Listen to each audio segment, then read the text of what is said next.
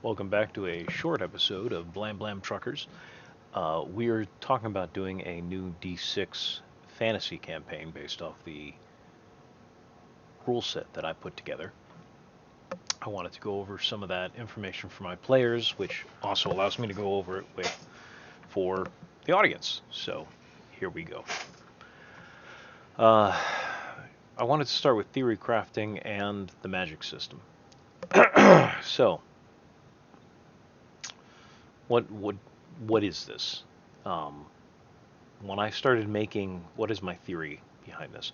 When I started making the D6 Fantasy rule set, what I was aiming for was something that would allow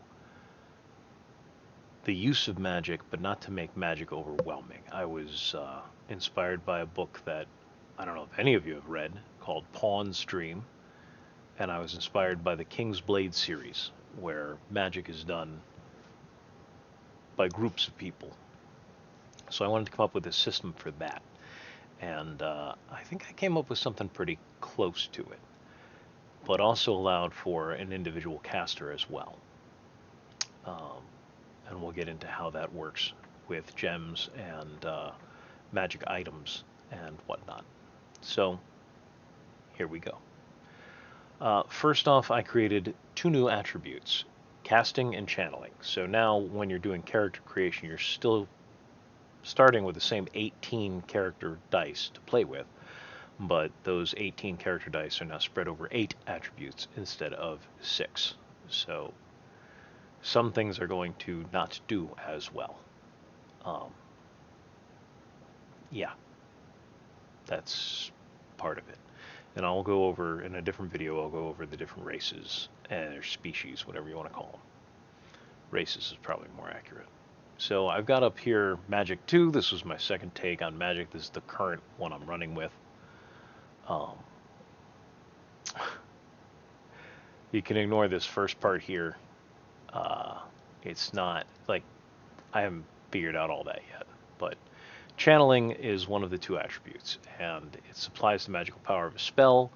It is used to charge gems, and it takes 15 minutes of concentration to charge a gem, and it goes through, like, if you have 2D channeling, you charge 2D of power per 15 minutes spent. If you have 8D channeling, which you wouldn't have, but if you had 4D channeling, you would be able to charge a 4D gem in 15 minutes. If you have a 10D gem that's able to, so the idea with the gems is that they can hold magical power depending on the cut and the quality of the gem and what kind of gemstone it is.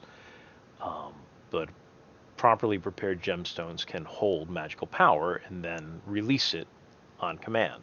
And when they release it, it powers a spell. And if you have a gem in a magical item, then they come together and you can have a magical item anyone can use once. Um, yeah, channeling is an attribute with no skills. Uh, it is the magical attribute, one of two. And what it does is it supplies the power for the spells, and also if you're resisting magical damage, you add your channeling to your strength. So if you're like being attacked by a magical fireball or something, you would be able to resist with your channeling with your strength together, assuming you saw it coming. Surprise attacks are surprise attacks. It's an active, it's an active defense. Bum, bum, bum. By not allowing skills under this attribute, balance is maintained between melee and magic. So the idea here is that, um, in the same way your damage is determined by your strength attribute, your magical damage is determined by your channeling attribute. So I'm trying to get a bit of a balance here. I actually didn't want I wanted high magic, but I wanted it to be rare, if that makes sense. So high, low magic is where magic isn't very powerful. Middle magic is when magic is somewhat powerful, and high magic is when magic is very powerful. But I wanted to set up a situation where it was powerful but rare, so that um, It's something that you would have someone in your village who could do a few minor spells, probably a few people, all working together, but it wouldn't be as prevalent as like D&D, where oh, you can do all sorts of crazy things when you become a top level uh, wizard or sorcerer or whatever. That's going to take some of the appeal away for some players, and the quick fix for that. So let me continue on with the rule set. The thing about channeling and casting is if you're casting a spell um, and channeling the spell at the same time, those are two actions, and multiple action penalties apply to both rolls. So you would be, if you had 4D in both skills, you would be rolling both at a negative 1D penalty, so 3D for your casting ability, 3D for your channeling. If you have, your spells are going to be much higher than that. Um, we'll get into that when we get to casting. So it limits the capacity for one person to do magic on their own. On the other hand, if you've got one person casting the spell and 4 or 5 people channeling the power for the spell, then you've got a very, very powerful spell that's going to outstrip any physical damage done by a melee group, done by a single melee person in the game. It's potentially devastatingly powerful and leads to situations where you actually put together a group of channelers in an army or whatever who can do quite a bit of damage if working together. Kind of gives it a gestalt, like from Transformers or Voltron feel, where they all come together to cast a spell. Bum bum bum bum bum. Once you've resisted direct magical damage from a spell, any additional damage can be resisted by strength like normal. Huh. I'll have to go over these again. Anyway, that's the basics on channeling. Casting is where the fun begins.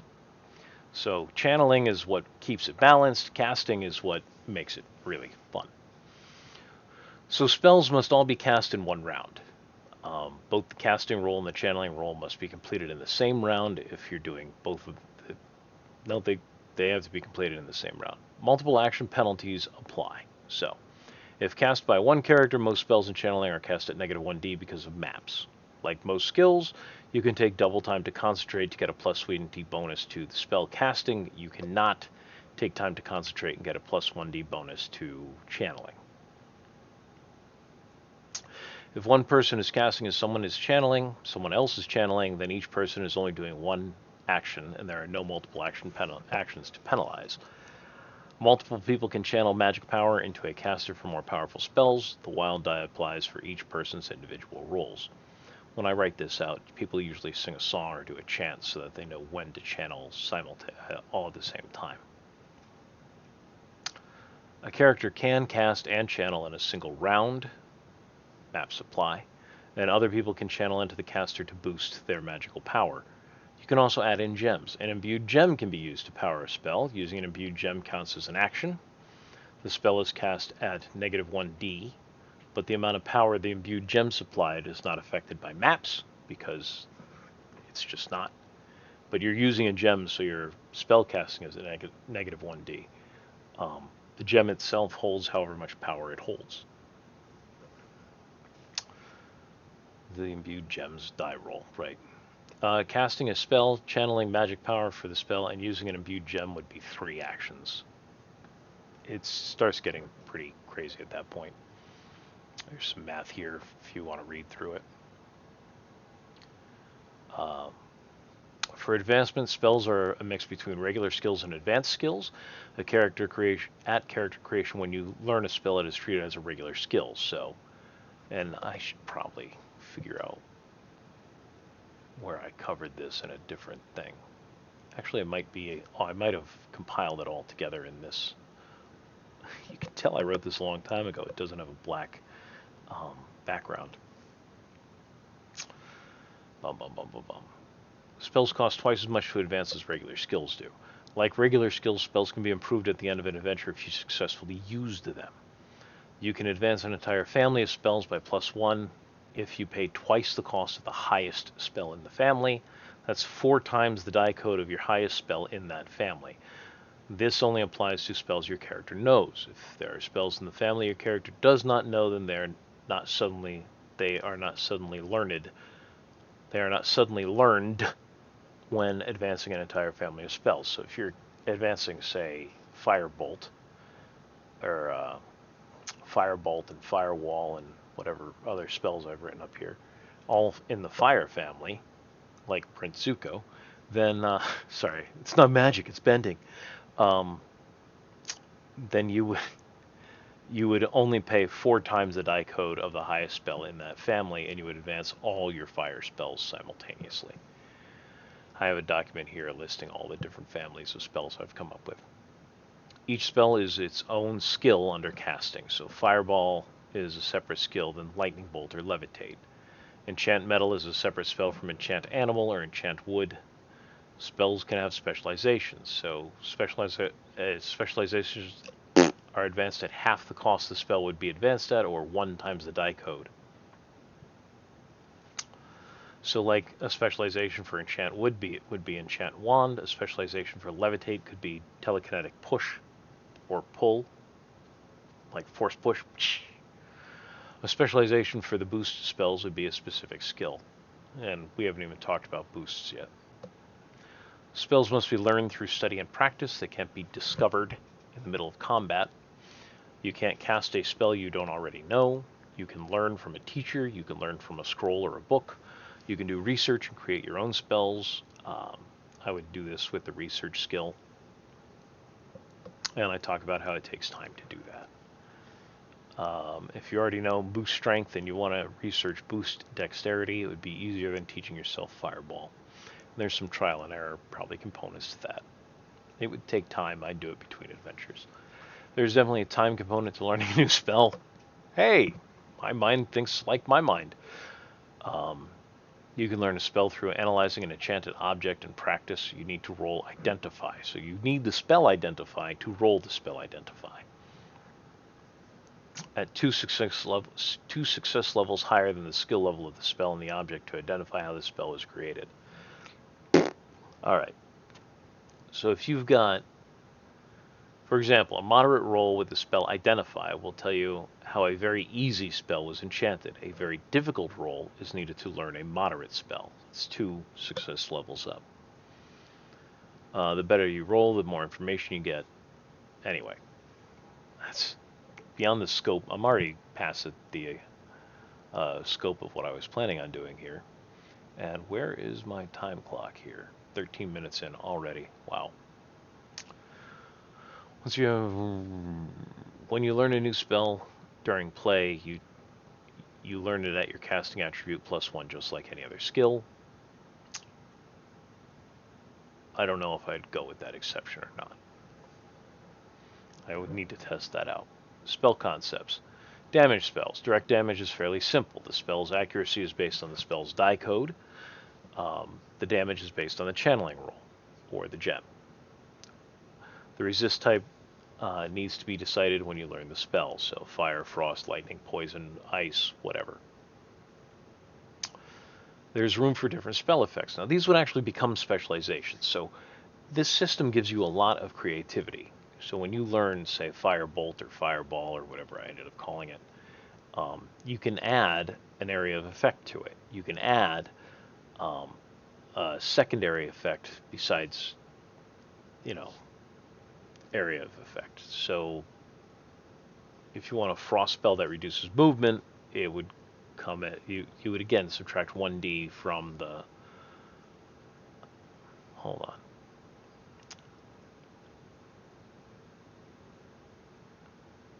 Ooh, I have it as a negative modifier to the damage roll here. So you'd be casting channeling at -1d to decide damage.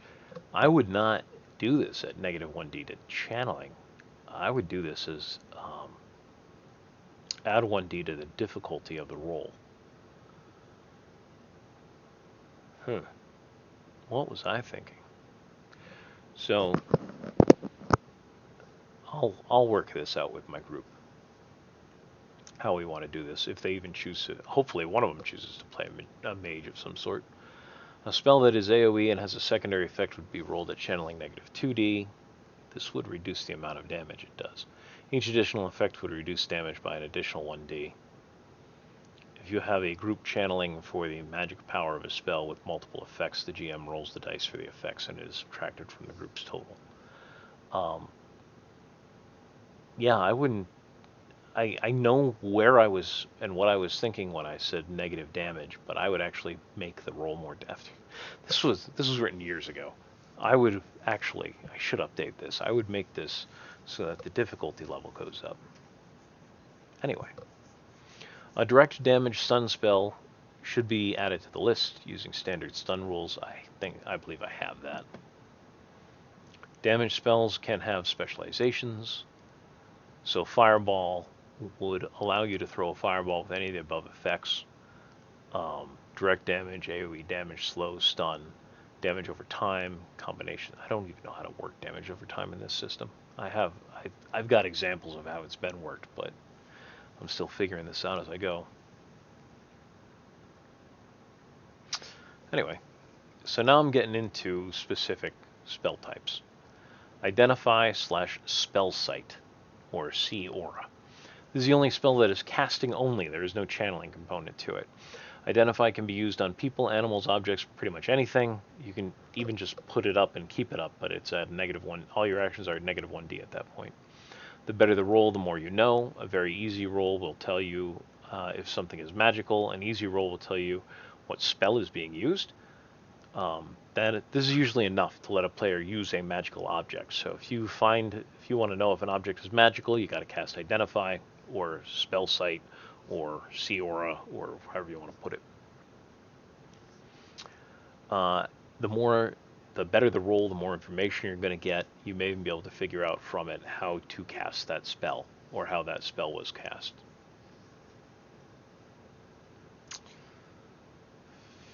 Yeah, a heroic identity roll would let you understand how to cast a spell just by watching someone else cast it, which is ridiculously powerful, but there you go.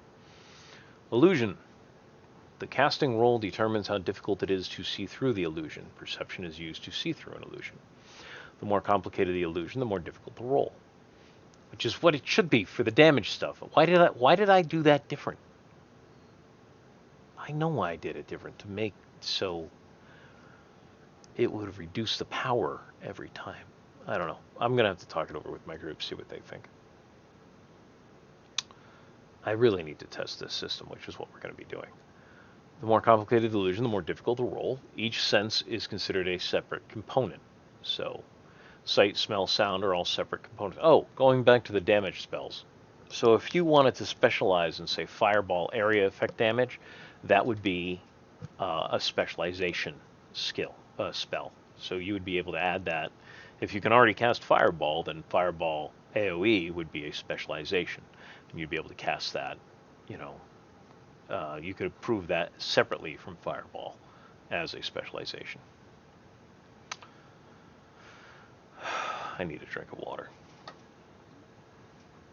Doobie. Illusion gets more difficult for each component you add. Each sense is considered a component. Sight, smell, sound are all separate components. Touch would be that gets into damage. I don't want to add damage to illusion spells. A channeling roll determines how many rounds the spell lasts, like a static buff. You're creating a hologram or creating a sound effect or a particular smell. This is not mental magic. Illusion, blind, deafen, flashbang, and glow are all in the same spell family. There we go. Create light beam. Anyway. Blind, deafen, flashbang. This spell would not only be a 2-hit, but also a roll to see if you don't affect yourself and your party. Very easy to hit one target. So these are variations on the same theme here. Moderate to hit multiple targets and not hit yourself. Difficult to hit your targets and not hit your party. So basically, you're creating a blast of light to blind people, or you're creating a great sound to deafen people. This would come out as similar to spell damage, but you're resisting against, not spell damage, stun damage. It would last for so many rounds, depending on how badly you beat their perception roll. Again, Flashbang is both a blinding and a deafening spell together, so you would increase the 2-hit difficulty by 1 level. Flight and Levitate / Telekinesis. These are in the same family of spells, along with the Walk on Air, Float, and Walk on Water spells. All of them are about defying gravity.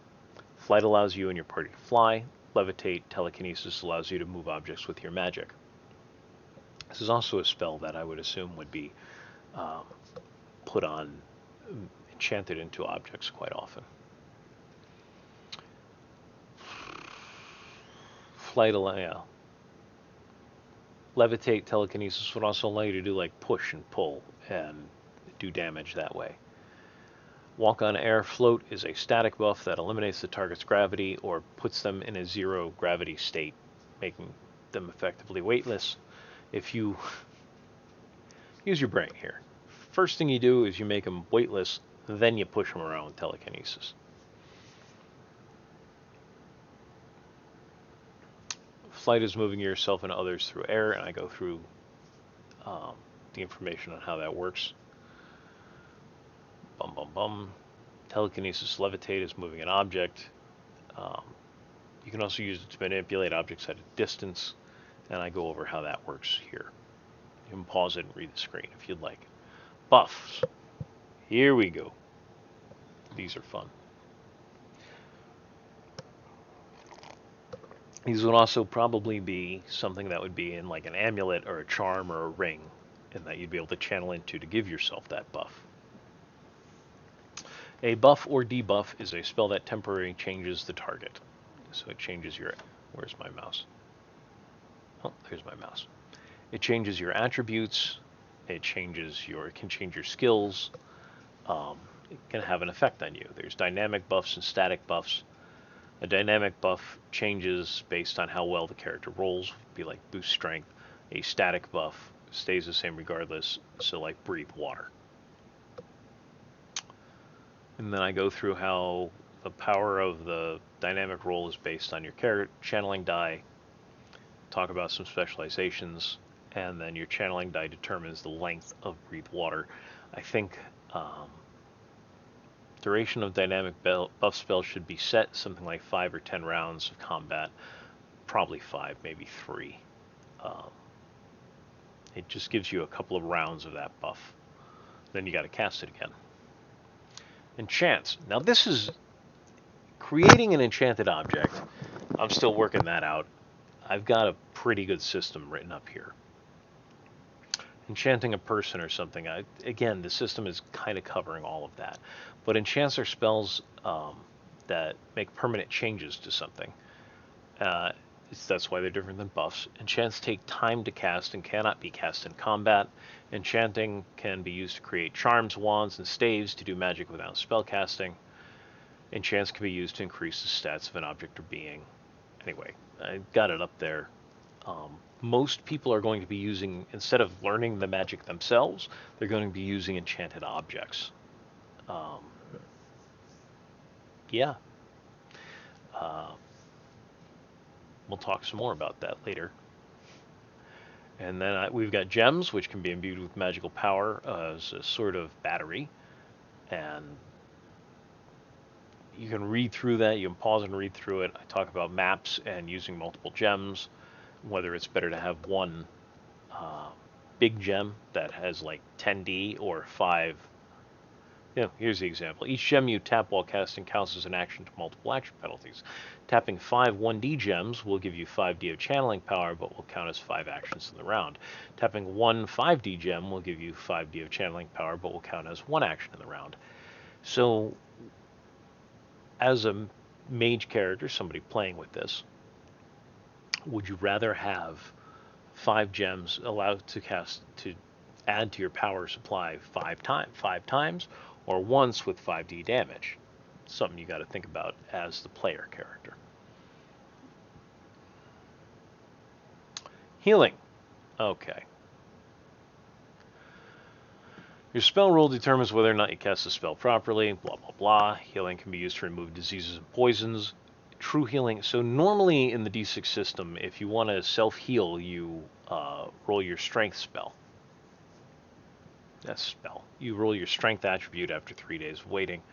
Most healers in the world just increase your strength. They give you a boost strength spell when it's time for you to try and heal up. Actual healing is very rare, and we're going to go over why. You must be in polearm range to heal somebody, moderate range, and the closer you are, it reduces the difficulty. Channeling determines how effective the healing is, and we go through that.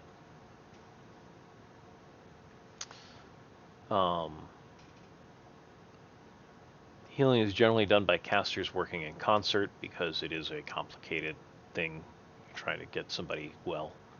Healing spells instantly undo necromancy spells. So you can't be, in my system, both a necromancer and a healer. You can be one or the other. Either you work with the undead or you work with the living. You can't do both. That's just something. And healing beats out necromancy. The holy spells beat out the unholy spells. Yeah.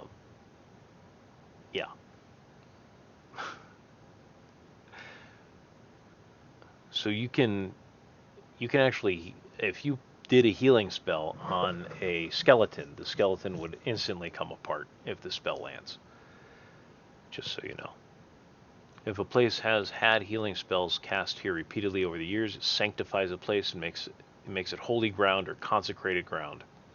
And you don't need to cast a consecration, though the consecration is one of the spells here under healing. Undead spells come apart on holy ground. Undead have 1 round to get off holy ground. They can sense holiness, by the way. If they are not off holy ground by the end of that round, they are wounded. By the end of the second round on holy ground, the undeads disintegrate. So they've only got 10 seconds to get off, but they can tell it. Yeah, undead can sense holy ground from 30 yards / meters away. So here's a story point for holy. If a character is considered holy, then for the purposes of undead, treat them with these same rules for holy ground. So an undead is going to sense a holy person and probably want to stay away from them. Undead can stand to be in the presence of the holy polearm range, but they don't like it. If they stay there for more than a round or 2, they start taking stun damage. Undead take damage each round when in melee range of the holy. Undead will disintegrate if they touch the holy. So there's advantages to being holy. Do I cover this here? I might. I'm just going to go through this. So the healing spells, there's healing, there's remove hindrance, restore / so there's healing, there's remove hindrance, there's restore / remove negative enchantment or remove hex, and there's consecration. So remove hindrance gets rid of negative buffs. That's it. Remove hex gets rid of negative enchants. Yeah. There's more here. You can pause the screen and read through it if you want.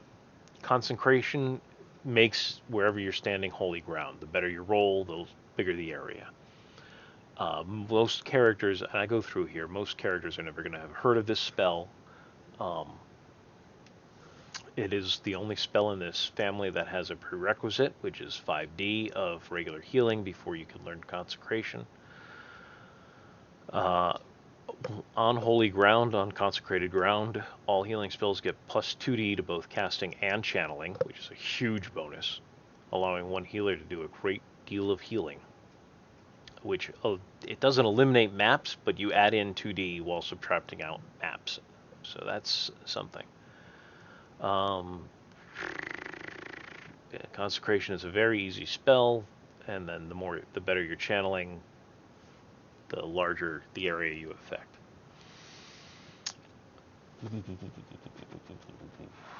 Note, healing spells and necromancy spells are mutually exclusive. A character can't cast both healing and necromancy spells. If they choose one, they cannot cast the other. That doesn't mean they can't know both, but what a backstory. So you can't do both spells. It would take a worldview change, a decision to change their entire life and prove that devotion to this new worldview. So it's going to take months of in-game time to truly show you've changed. A caster cannot cast from one school until at least 1 year from the, it's going to take a year from the last time they cast from the other school. So if you cast from necromancy and you want to become holy, it's a year of penance, and vice versa. If you cast a healing spell, yeah, blah, blah, blah, blah, blah.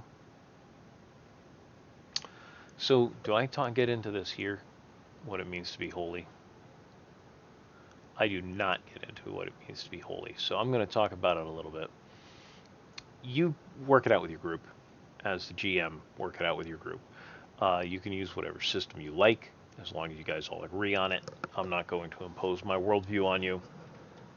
It can be anything as simple as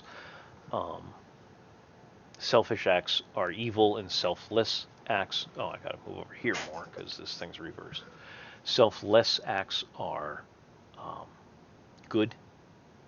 So if you're giving, it's good. If you're acting, if you're taking, it's bad. And that doesn't mean not feeding yourself. It means it's within reason. If you're doing something to hurt someone else who doesn't deserve it, the innocent, that's evil. I personally like to use the 7 deadly sins. My argument is if you've got 2 of the 7 deadly sins prominent in your personality, then you're not a holy character. If you have 1, fine. But 2, I think it's more than 2 actually. More than 2 in your life, then you're not a holy character. And you can't do holy magic anymore. Necromancy. So I've came up with, I think it's 5 spells here. Yeah, 5 spells under necromancy. One is talk to the dead. There's some really neat rules here. If you take a skeleton, like the tip of the pinky of a skeleton, and you put it on a chain around your neck or a rope around your neck, whenever you want to talk to that skeleton as a necromancer, you just hold on to the chain and cast the spell. No matter where they are in the world, they'll hear you. But you do need to be in physical, you need to be within range, and it talks about range here.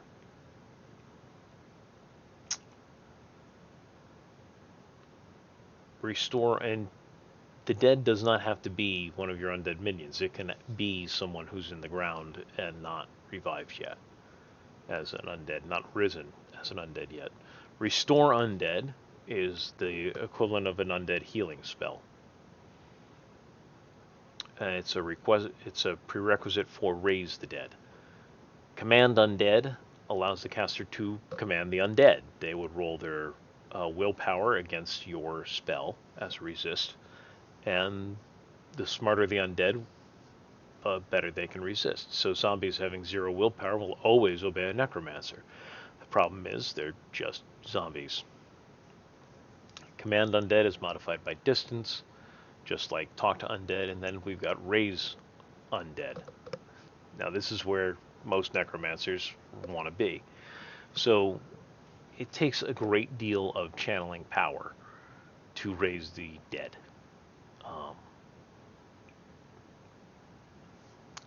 You need at least 20% of a body to raise undead. You can specialize in one particular type of undead, like zombies or skeletons. A list of the casting and channeling requirements for raising the dead by type. So you can pause that and read through it. Doesn't take a lot of power, but it does take a lot of skill. Remember, anything over 31 is heroic. So casting a lich, that's going to require a heroic necromancer and somebody else, and a group of people to channel into you. Steal health allows a necromancer to take someone else's health to improve their own. Excuse me. Oh. You cast it to hit like other direct damages, and you roll channeling against the target's strength and armor. If the necromancer does enough damage to wound the target is wounded and the necromancer goes up 1 damage level. The Necromancer does enough damage to incapacitate. The target is incapacitated, and the Necromancer goes up 2 damage levels. If the Necromancer kills the target dies, the Necromancer goes up 3 damage levels. The target may decide not to resist still health. Could be one of the Necromancer's devoted fanatical followers. It could be one of their undead minions, and Command Undead can be used to force an undead minion to not resist. Zombies are particularly useful for this. I got in here, the undead is not the soul of the person returning to their body. That soul has gone on to the afterlife. It is some other spirit animating the corpse through magic. If they have their brain intact, then they have the person's memories and personalities to start with, but over time this is supplanted by the evil spirit. The undead are monsters. They should be monsters. Play them as such. Skeletons have no brains, hence none of the host memories remain. Necromancy is inherently selfish/evil. You are disturbing the dead for your own gain. There is nothing heroic about it. Play it as such. Conjuring. This is the newest spell school I came up with. Conjuring is the spell family that... You'll notice, by the way, that I do not have any mental magic. I don't like mental manipulation magic. I don't use it in my games very often, so I didn't come up with rules for it. I don't want rules for it. Here we go. Conjuring is the spell family that allows a caster to create something from nothing. And it sticks around forever. It is one of the least studied schools of magic. From a practical standpoint, it's very useful. But the amount of dice that you would be committing to conjuring, which is not going to help you much in combat. It's generally, I don't think a lot of people are going to be putting a lot of spell points into this. Maybe some, but not a lot. When summoning a basic substance, it appears as a sphere between the caster's hands. You may want to have a bucket ready, but you could also like conjure metal or whatever. And I go through the different kinds of conjuring here. I've got another file here where I do more on magic. Doobie and doobie doo. Do do do do do.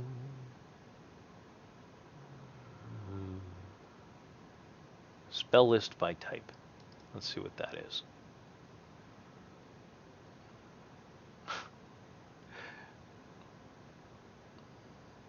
Wow. Well, I do go through a great deal, but that is not the file I was looking for. This is not the file you were looking for. Elemental manipulation. This gets into some serious detail here. Hey, look, you can tell it's more recent. It has the black background, making it easier to read on a screen.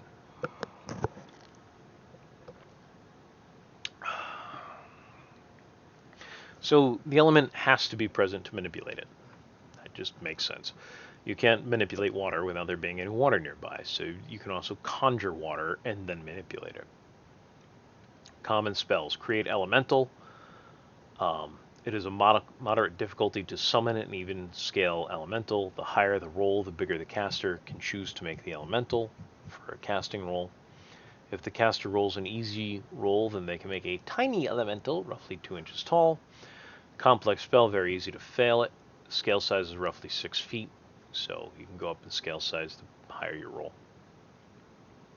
And then I go through here how, like, the advantages, how you would come up with the stats for the elemental.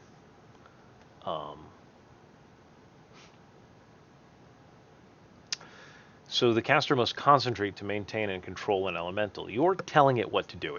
Elementals don't think on their own. And when you stop concentrating on it, it goes away.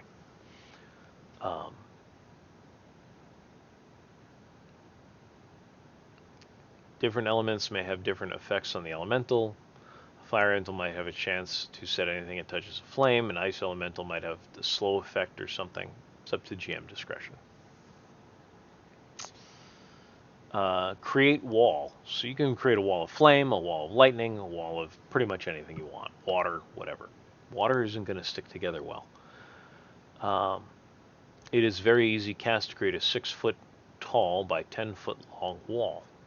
The strength of the wall is determined by the channeling roll. Some walls require the caster to concentrate to keep them up, which is considered an action. Fire, weather, lightning, water, they all require concentration. Metal, earth, stone, ice walls do not require concentration. Plants can go either way. Yeah. Direct damage, bolts and balls and whatnot. The element does not need to be present to use this spell. Fireballs, lightning bolts, ice shards, these all have a conjuration element to them. In game terms, you are summoning roughly a golf ball's volume of the element. Casting is the 2-hit. Channeling is the damage. Yeah, effects can be added to your direct damage spell. A single caster with multiple channelers is a common tactic used by mage conclaves during war. So you get one guy there casting a fireball, and you got 10 people channeling into him. That's going to be a very powerful fireball. Conjure element. This is creating something from nothing, and I go into a lot of detail here, including why you don't want to spend the points it's going to take to summon gold, to conjure gold. And then boost resist element. You can conjure someone to be You can boost someone to resist an element, and you could also boost someone to not resist, to have a weakness toward a particular element. So that's elemental manipulation. And then magic families. And I went way over my time here. So these are the families. If you have like 3 of these spells in a family, then as you increase one, you can increase all of them by paying double of the highest, like I talked about in Magic 2. So this is just a list of them. The Levitation family, the Holy Spells and Healing family, Necromancy spells, Illusion spells, Water manipulation spells. There's a lot. Fire manipulation. There's actually more water manipulation because you have breathe water, walk on water, turning water to ice. Fire, you don't have any of those things. Doobie doobie doobie. Earth manipulation. Air weather manipulation.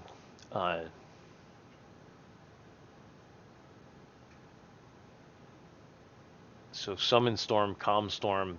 The better you do with that, like if you, one of the aspects I talk about, I'm going to talk about in one of the stories I'm working on in this is, if you summon a storm or a wind to, if you're on a boat and you summon a wind to direct the boat, that is something you could do with magic, is, propel the boat forward via magic. So mental manipulation. Ooh, I do have telepathy here. Wow. And I have domination here. I really don't like those spells. Oh well, I've got it.